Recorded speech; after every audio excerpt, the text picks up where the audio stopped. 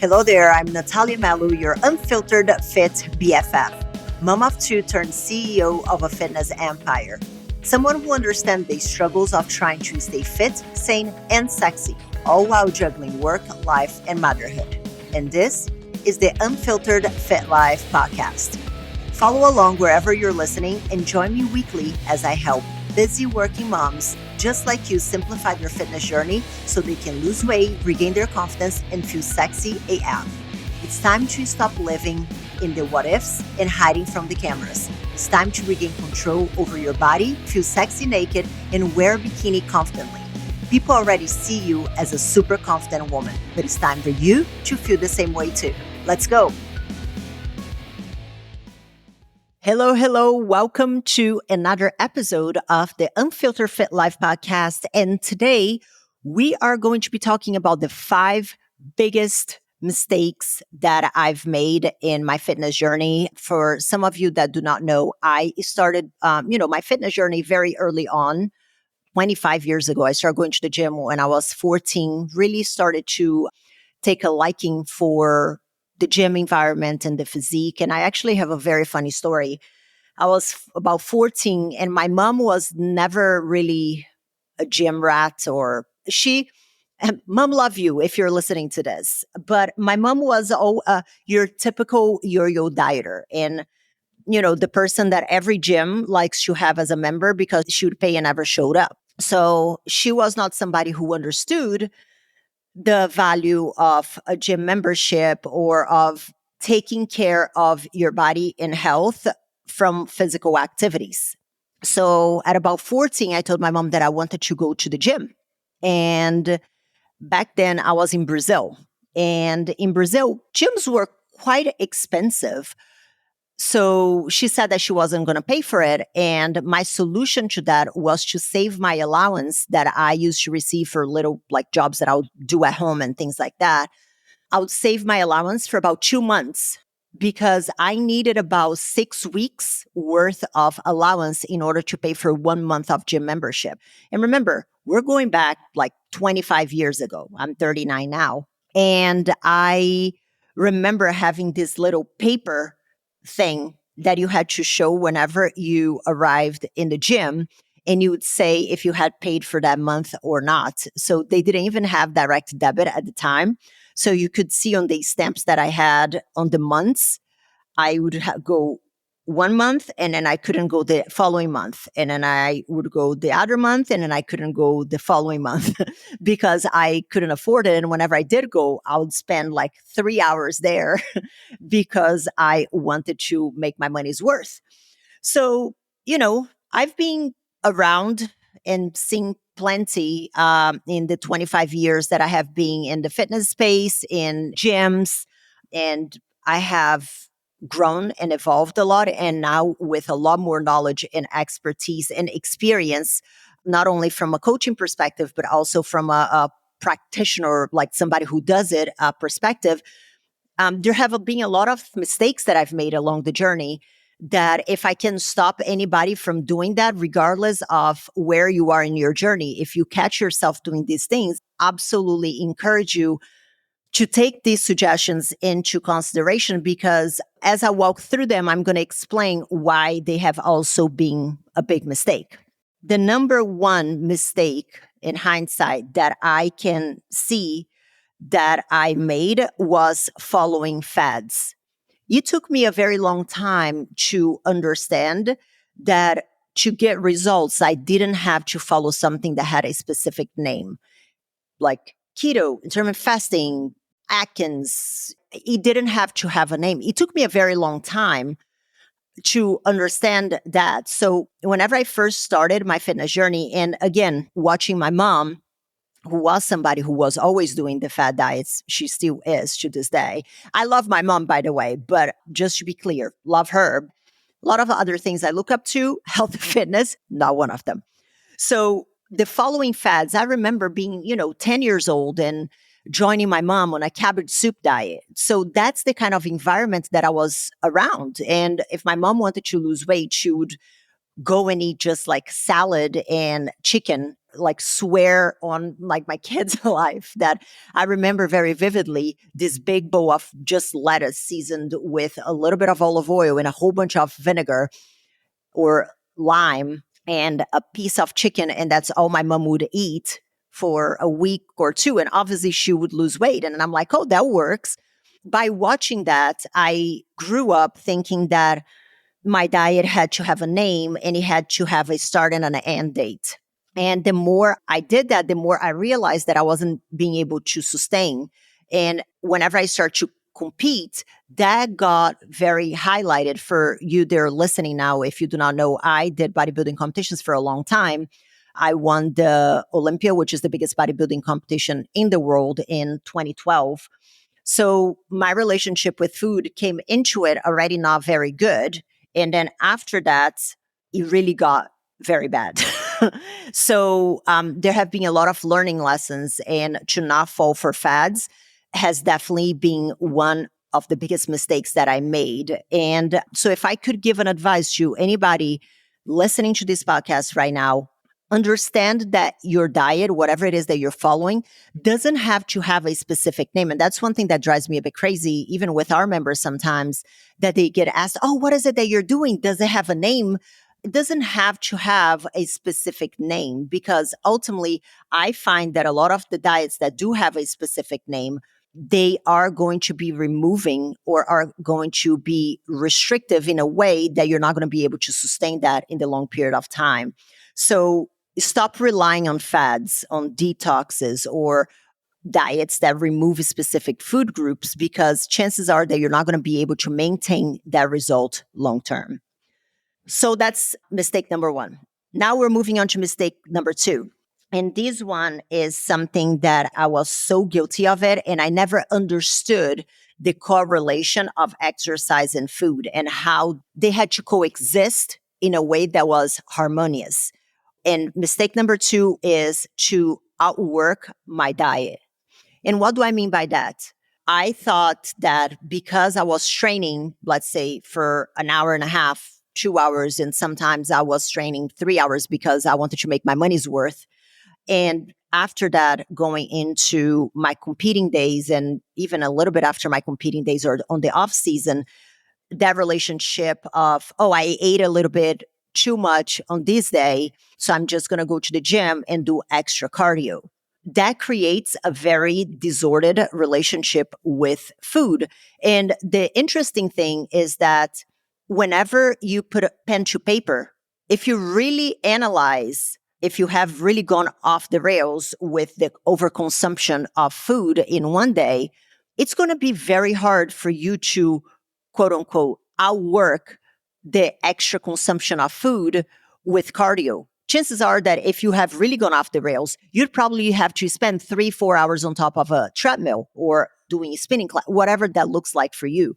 So it's really not something that is sustainable, especially if you have a family. How are you going to outwork the extra consumption of food that you had when you have a job that you work, let's say 8-9 hours a day, and you have a family and you have to sleep? How are you going to incorporate an additional 4 hours of whatever it is that you think that is going to even out the caloric consumption that you have gone over in one specific day? So the whole idea of outworking a diet is incredibly problematic for many reasons. One, because it doesn't work. And two, because it's going to lead you to have a very disordered relationship with exercise and food. And exercise is going to start to become almost a form of punishment, which is something that I see very often with, former competitors and people that have gone through seasons of extreme dieting, that whenever they come off of that, they have an episode where they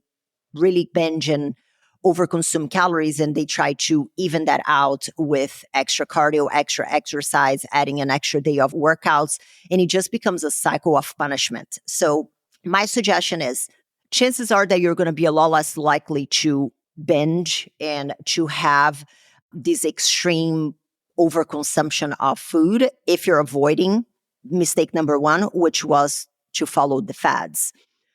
But if it does happen, you do consume a little bit of more extra calories, brush it off. It's fine. You start fresh the next day. the whole idea that you have to overwork to undo that is just going to generate a cycle that is going to be very hard for you to get out of. So overconsumed calories, shit happens. It's fine. You start fresh the next day. Do not let that consume you, because that's what is going to keep you in a hamster wheel that is going to be very hard to get out of. You can consume a little bit more water. That can help you as well to flush out. And chances are that if it just happened that one time that you overconsumed calories and you went a little bit out of plan, just that one time is very unlikely to have a very significant impact on your progress if you have been compliant for the remainder of the other days. So just something to keep in mind. Mistake number 3. I see this all the time, and that is something that I did. And I remember very vividly, in Brazil, broke as fuck on my allowance. After a few years of saving the money to get to the gym, I eventually got a job that then I could pay for the gym like on a monthly basis. Yay, baller. And then I started to look into supplements. And I started to become very dependent on the promises of supplements. And I was relying on supplements to, completely transform my life. And the reality is that supplements are a supplementation to an already established nutritional plan and exercise routine. And it's interesting because, and I'm going to go a bit on a tangent here, a friend of mine messaged me last night and she asked me about water pills because everybody's taking water pills. Should I take water pills? Because, I drink a lot of water. And then I kept on asking her, I'm like, well, how much water do you drink? Oh, I just drink a lot of water. And I'm like, how much is a lot? And she couldn't tell me how much water she actually drank. She kept on saying that it was a lot. And here's one thing that is very important to keep in mind is that the more data that you can collect about your progress, lack thereof, or about the strategies that you're using, the more able you are going to be to make educated decisions around the next step. Because if in her mind she's drinking a lot of water, but she is actually not, which I think that that's really what's happening from my experience, the problem is not the water pills. The water pills are going to be a quick fix for a much bigger problem, which is her water consumption. Because, the more water that you consume, the more your body is going to flush out. And that's something that I see a lot of times that I made that mistake. Oh, I'm going to take fat burners. And then I'll take fat burners and then I'll go home and eat a whole loaf of bread. Oh, because I'm taking the fat burners. Well, no amount of fat burners or whatever the hell it is that you decide to take is going to fix the shitty nutrition that you have. So I am a big advocate that less is more when it comes to supplements. And that's been a hard lesson for me because I wasted so much money in all these supplements when my nutrition was terrible and my workout plans did not align with my goals. And the combination of a poor nutrition and an exercise plan that didn't align with my goals was not going to be able to be undone by sprinkling some fat burner or protein powder or whatever it is. So can supplements be beneficial? 100%. Pre-workouts, love them. If you haven't got mine, make sure you do.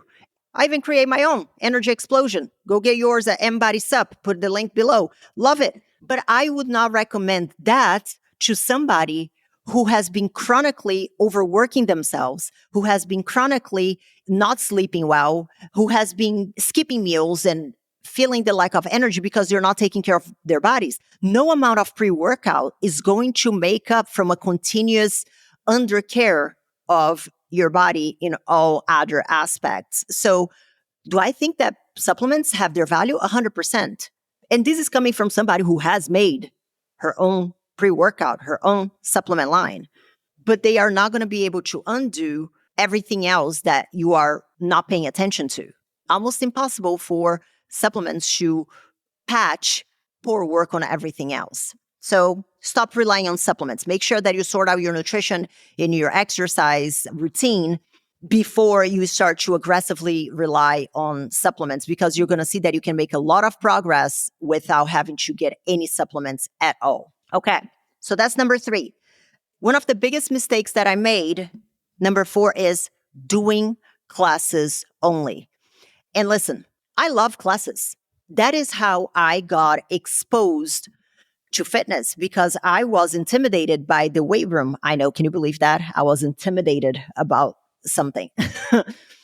But I was very intimidated. I was 14 years old. I didn't really know what to do. And for a long time, I would do, the Les Mills classes, the body pump, the body step, the body this, body that. And I loved them.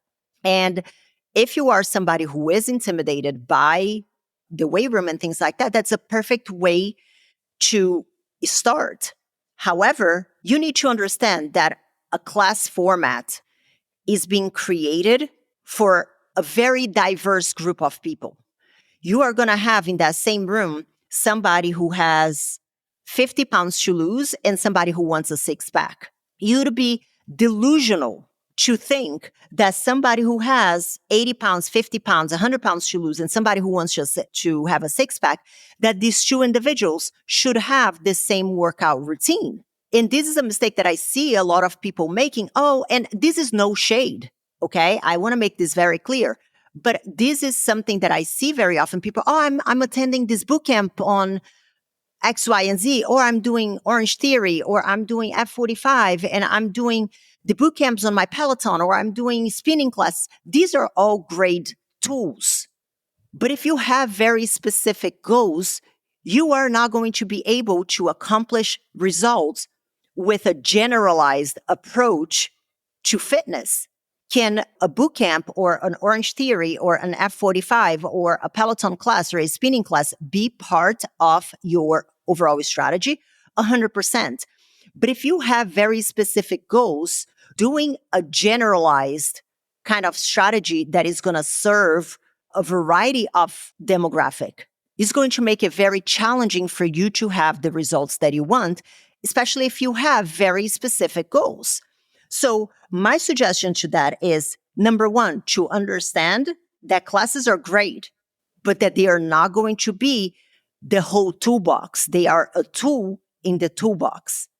But if you have very specific goals, if you have specific limitations, if you need a little bit of more advanced expertise, for example, you are somebody who is postpartum, if you are somebody who has pelvic floor issues, if you are somebody who has significant injury, you are going to need more personalized and specified and custom tailored approach. And the reason I say this, kind of going on a bit of a tangent here, but I find that it's important for me to talk about this because just today I was talking to one of our members in the Powerhouse Academy, which is my signature program.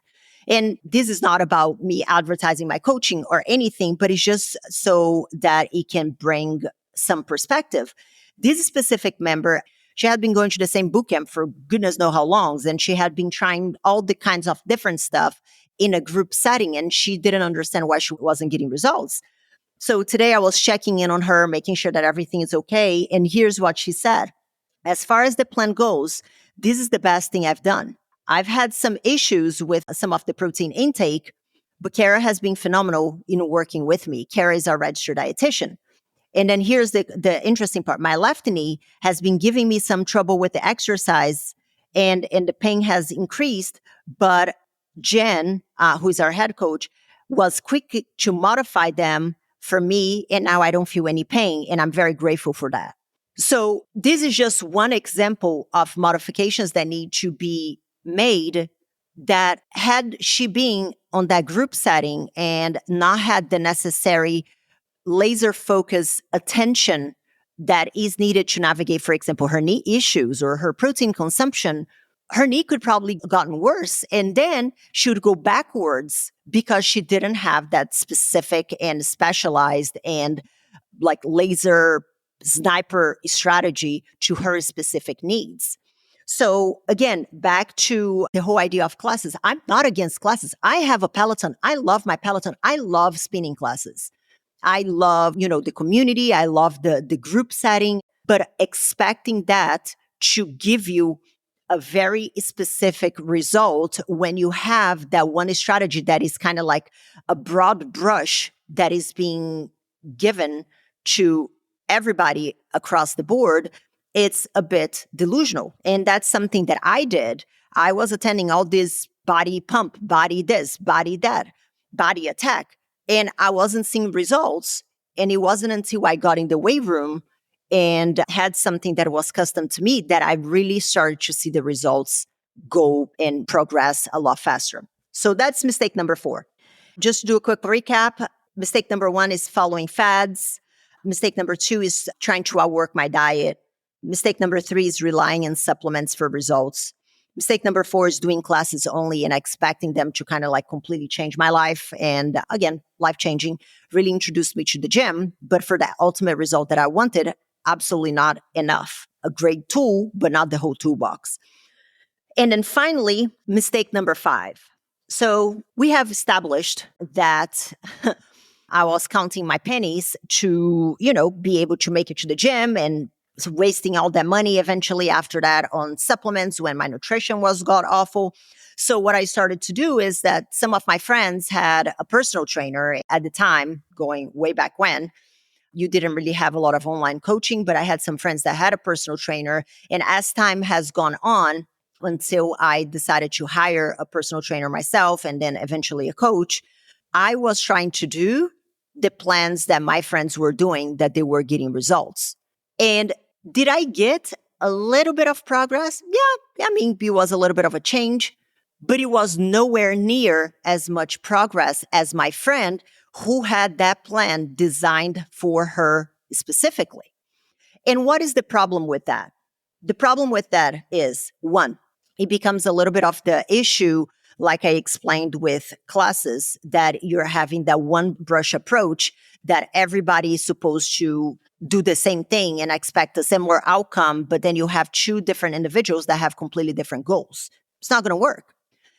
That's problem number 1. And problem number 2, and this is more on the psychological side of things, you can start to feel very defeated. And the reason for that is because you're going to try to follow the exact same plan.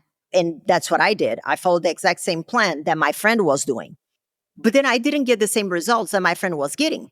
And instead of being like, oh shit, like maybe I'm not getting the same results because that shit's not for me, I started to think that I was the problem. Shit, what is it that, like, am I broken? Like, what is wrong with me? And with that, you start to lose confidence in yourself or in any kind of process that you get involved with moving forward. So you start to begin a journey, whatever that next journey that you decide to move forward with your fitness, you start to do that. The more you do the strategy of following somebody else's plan, following somebody else's strategy, because you think that if you work for them, it's going to work for you, and you repeatedly fail. And this happens as well with a cookie cutter plan. And that's why I think that so many people fail following a plan that was for a friend and a cookie cutter plan. I would put them both in the same category. It's problematic because it's obviously not catering specific to you, but most importantly, it makes you feel defeated and it makes you feel like you are the problem. And then it's like, shit, is it my hormones? Is it that I'm broken? Is it my age? Is it, you start to find the problem within yourself when the reality is that you are not the problem. The problem is the strategy that you're using that does not cater to you, to your body, to your lifestyle. And that's what I saw when that happened. I was following a plan that was for a friend of mine that had, 2 hours to be in the gym. But whenever I was 18, 19, I was in college all day. I was in law school and I taught English in a little private school from 1 p.m. to 9 p.m. And I only had 1 hour to work out because whenever I finished my work at 9 p.m., I would go to a nearby gym that closed at 10 p.m. And I bribed the guy who closed the gym to stay open for an additional 15 minutes so I could finish my workout. So I was trying to follow the plan that a friend of mine had that she could commit 2 hours a day. But realistically speaking, with my schedule, I could just about commit an hour. That 1 hour was already bribing the freaking guy at the gym to keep the gym open a little bit longer so I could finish my workout. So do you see how this is problematic? And this is something that I see in the Powerhouse Academy as well. Whenever I look at the different lives of the members that we have, we have a member who is a pilot for American Airlines, always traveling. And then we have another member who works from home, has a home gym, has 4 kids, doesn't travel very much. How is it that somebody who is always on the go, is a pilot, is going to have a significant amount of accommodations to her travel schedule regarding food and exercise? How is it that this person is going to be able to have the exact same strategy as somebody who has a much more disposable time and not so much fluctuation in what equipment she has available, and having her gym right in her garage? These 2 people cannot have the same plan. And if they do, one of them is going to end up feeling like a failure. And that's what I see a lot of times when, I'm going to do the same plan that my friend did. I can almost certainly guarantee that you are asking yourself this question right now and you're like, oh shit, I probably felt like I was the problem because I couldn't do it. That's no surprise because it wasn't made for you. It didn't understand your life. And that's a mistake that I made. And it became increasingly frustrated because I couldn't do it. I didn't have the 2 hours to train. I could just do it for physically for an hour if I was lucky. So that was incredibly problematic. So how do you solve that? Understand that you might be able to have a little bit of results with somebody else's plan, but that can come at a much greater cost with impacting your confidence in yourself. It's not even just the confidence in the plan, but it's the confidence in yourself because you start to question, am I the problem? Why did it work for my friend? So having something that is tailored and custom to you is going to go a long way, not only because it is going to accommodate to your lifestyle, to your goals, but also is going to give you the confidence that you need to stay consistent and stay on plan because you know that you can honor that commitment that you gave. And you're not going to keep on asking yourself if you're the problem. So these are the 5 mistakes that I've made along the way in my fitness journey. And I would love for you to tell me on my social media which are the mistakes that you are making right now. And if you'd like any help on how to overcome that, so send me a message on the grams. My social media is Nathalia Melo Fit. We're going to have the link and description in the show notes. And if you need any support, any help, I'm always available on my social media. I would love to chat to you and see what it is that you're doing and how that can be changed and if we can support you in any way. And before we wrap things up, I want to thank you all very much for listening to the podcast. Continue to share the episodes with your friends on your social if you find valuable. That's your way to be paying for my time to be giving content to you. I don't want any money. I just would like you to share the message if you find that you benefit other people. If he has benefited you, please make sure that you share. And if you want to go an extra mile, leaving a review would be greatly appreciated. We send a message to the algorithm gods of podcasts that y'all think that the podcast is amazing. So if you could leave a review, you'd be greatly appreciated. And I will be reading your review in episodes to come when you leave them. So thank you so much for listening. I look forward to seeing you next week. And again, if you found value on this, and if you have any questions, holler at me on social and I'll be more than happy to answer you. Okay? Have a wonderful day. Adios. Thank you so much for tuning in this week. But let me ask you, what was your aha moment in today's episode? I would love to know. You can leave me a comment or voice message at the link in the show description. You can also follow me on Instagram and let me know what topics you want to hear more about or who I should have on the show. As for today, this is it for today, guys. I'll see you back next week for another episode of the Unfiltered Fit Life podcast.